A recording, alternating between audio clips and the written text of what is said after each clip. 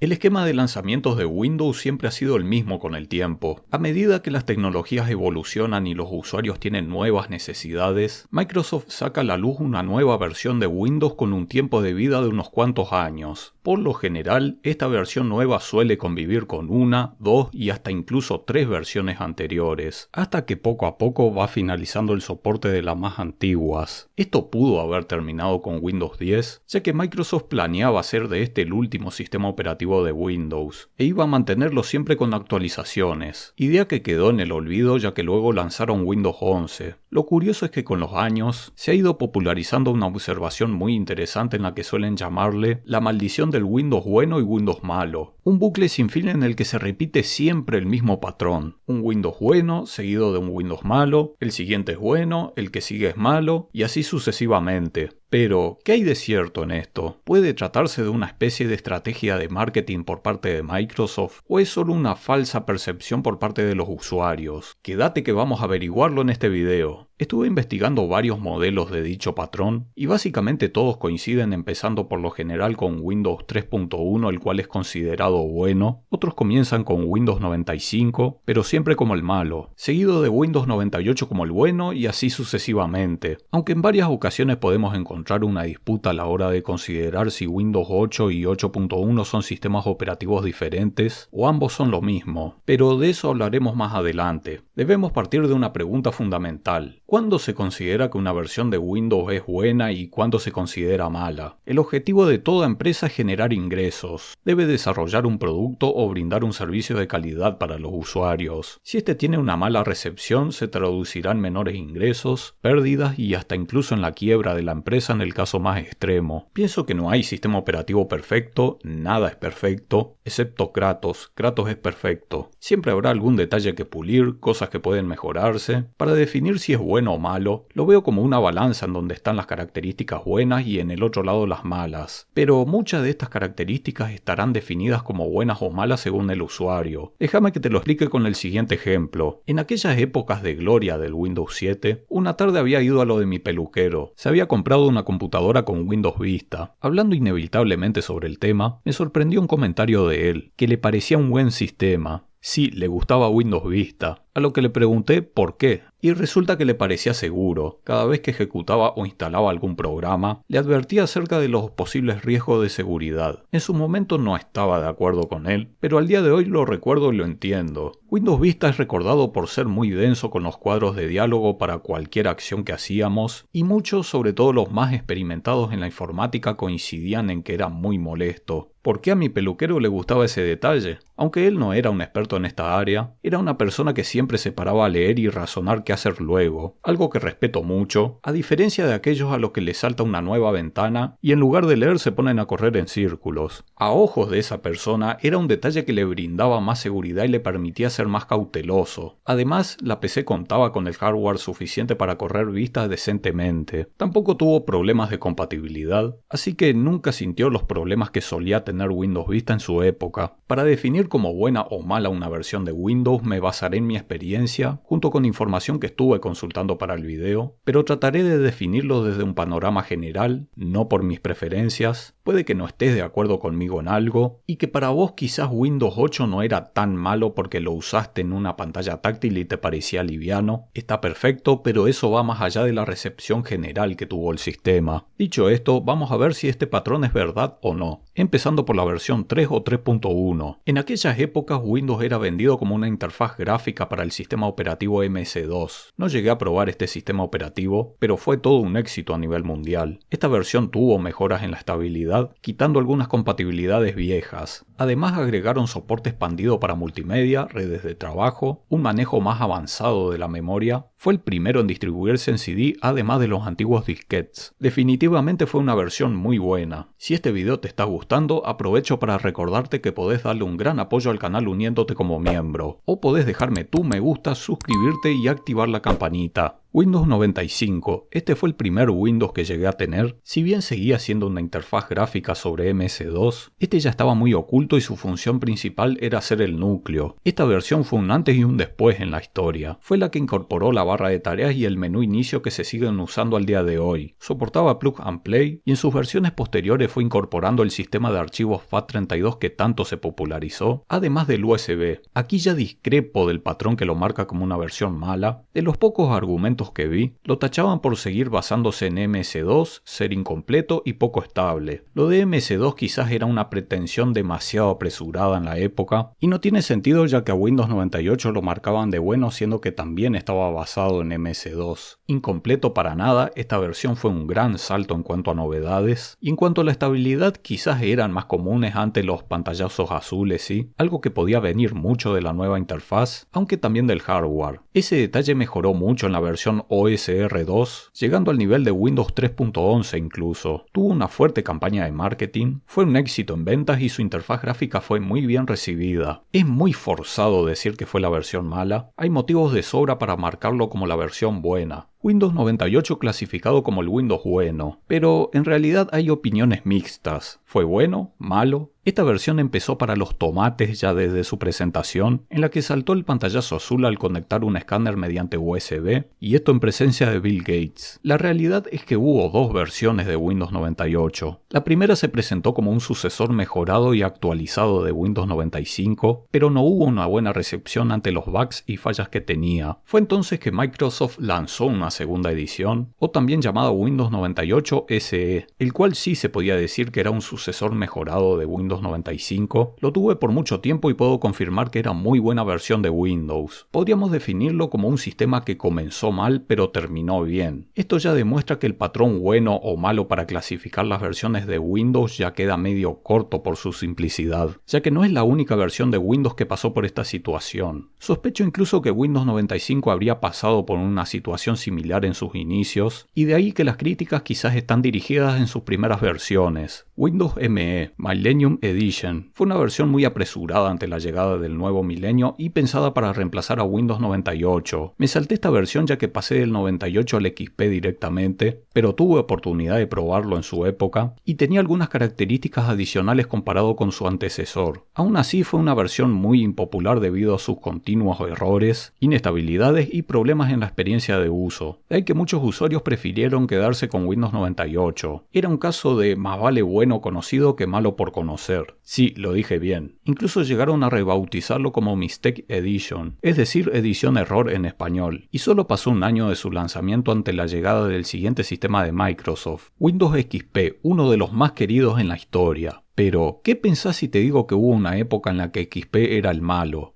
Debe haber perdido la chaveta. Pero tranquilo que voy a explicarlo. El XP fue sin duda uno de los mejores, y lo fue durante tanto tiempo que pocos recuerdan el comienzo de este sistema operativo. Tuvo fuertes críticas en sus primeras versiones debido a la inestabilidad y lentitudes. Tampoco estuvo muy preparado para el enorme crecimiento que tuvo Internet y los peligros de seguridad que este traía. Fue la primera versión en utilizar la activación del producto para reducir la piratería, algo que tampoco asentó bien a muchos cuando el propio sistema reconocía copias genuinas como piratas. Sus requisitos, aunque parecían generosos, no eran muy sinceros. Con los mínimos poca cosa se podía hacer, y hasta con los recomendados estábamos medio cortos. Yo diría que para XP como mínimo hacían falta unos 256 MB de RAM, y para el procesador si te acercabas a un Pentium 4 mejor. Esto no era poca cosa en el 2001 y 2002, ni hablar en Latinoamérica, pero Microsoft centró los esfuerzos en mejorar XP a partir de sus Servipacks, en los que traía mejoras y actualizaciones. El último oficial fue el Servipack 3, con el cual afirmaron haber hecho 1073 arreglos. Y claro que a medida que pasaban los años podíamos adquirir un mejor hardware a un menor costo, y el XP se hacía más accesible. No era lo mismo adquirir una PC por $300 en el 2001 o el 2002, cuando en el 2004 o 2005 podíamos comprar una mucho mejor por el mismo precio. En fin, XP terminó haciendo honor a su nombre, el cual viene de experiencia, al punto de clasificarse como el Windows bueno. Pero si tenemos que darle una clasificación más detallada, lo correcto sería definirlo como un sistema que comenzó mal, pero que terminó bien al igual que Windows 98.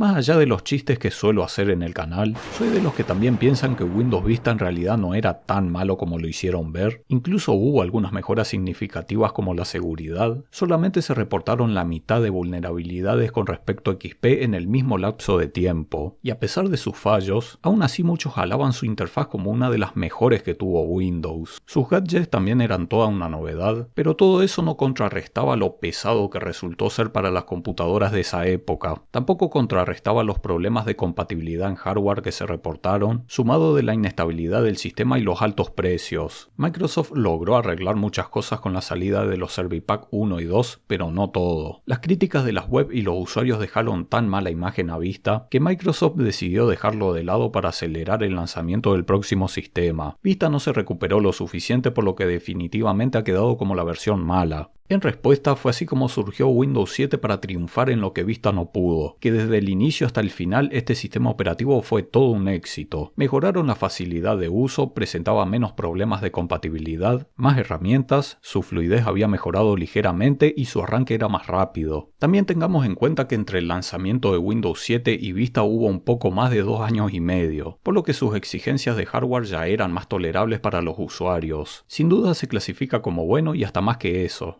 Las tecnologías táctiles estaban tomando terreno y quizás Microsoft se apresuró demasiado en lanzar un sistema muy enfocado a estas pantallas en Windows 8, siendo que la mayor predominancia siempre siguió siendo el teclado y el ratón. La interfaz resultaba incómoda, muchos no terminaron de acostumbrarse, ni hablar del tremendo error de quitar el menú inicio. Además, esto implicó el salto del esquemorfismo que vimos por última vez en Windows 7 al diseño plano, lo cual resultó chocante para muchos usuarios. Quizás lo bueno que se puede rescatar de Windows 8 fue el rendimiento. No era un sistema pesado, siendo que se lanzó 3 años después de Windows 7. Tuvo una actualización, la 8.1, la cual traía nuevas características y el regreso del menú inicio, si bien algunos la catalogan como otro sistema operativo aparte, o quizás esto fue lo que quisieron vender. En realidad no hay diferencias significativas y no solucionó el problema de fondo. De hecho, solo nos devolvieron el botón inicio, pero el menú no era el clásico que todos esperábamos. A algunos quizás les llegó a gustar, pero en un panorama general terminó como el sistema malo. Luego vino Windows 10, manteniendo el diseño plano y combinando lo mejor de Windows 7 con las nuevas tecnologías. Presentó algunos errores de comienzo, pero fueron solucionándose con las actualizaciones. Volvimos a tener una usabilidad tradicional, la vuelta de un menú inicio como los usuarios querían, una interfaz de usuario estética y un punto muy a favor, seguían manteniendo los requisitos de hace 2 versiones atrás. Sin duda ha sido un buen sistema desde el comienzo. Windows 11 por su parte tuvo una mala recepción desde el inicio, principalmente por sus exigencias de hardware para ser instalado y funcionar correctamente. Tampoco cumplió con todo lo que prometían en su presentación. No obstante, el sistema funciona bien siempre que se cumpla con los requisitos necesarios. Pienso que la interfaz ha mejorado mucho y de a poco está trayendo características interesantes mediante las actualizaciones. Aunque empezó mal, considero que aún es temprano para darle una clasificación final. Así nos quedaría el patrón luego del análisis. No es exactamente igual al que se suele promover por internet. A Microsoft no siempre le va bien en el lanzamiento de un sistema, luego de haber venido de una versión de Windows que no tuvo éxito, pero tarde o temprano termina recuperándose. De lo que no cabe duda es que la serie de sistemas operativos de Windows son una montaña rusa de éxitos y fracasos. ¿Por qué pasa esto? ¿Cómo es posible que una empresa con miles de millones de dólares no siempre saque buenos productos? No hay uno sino varios motivos que podemos analizar al respecto. Debemos partir de que Windows es un sistema operativo